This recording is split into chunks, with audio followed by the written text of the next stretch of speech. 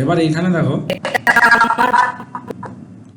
এই মাথাটা আমার একটু হালকা করে একটু চেঞ্জ হবে। F6 এইখানে গেলাম, এখানে একটা F6। এটা তুমি তোমার মতোভাবে অ্যাক্টিং করবে এবং ইমাজিনেশন করে কাজ করবে, ঠিক আছে? তুমি কেমন অ্যাক্টিং করতে চাইছো সেরকম।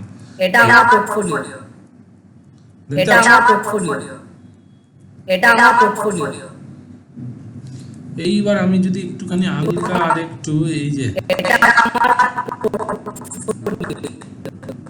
এবার এখানেও আমি একটু মাথাটাকে একটু সামনের দিকে নিয়ে যাই, এই যে ঠিক আছে। রাইট ক্লিক ক্লাসিক টুইন, সবসময় জেনে রাখবে ভিতরে যদি অ্যানিমেশন থাকে তাহলে রাইট ক্লিক সিঙ্ক্রোনাইজ সিম্বল করে নেবে, তাহলে অ্যানিমেশনটা প্রপার হবে, ঠিক আছে বন্ধুরা?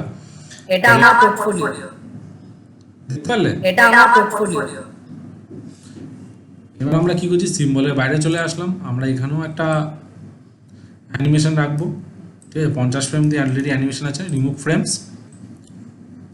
নতুন একটা ব্ল্যাঙ্ক লেয়ার, এখানে আমরা অডিও নিচ্ছি,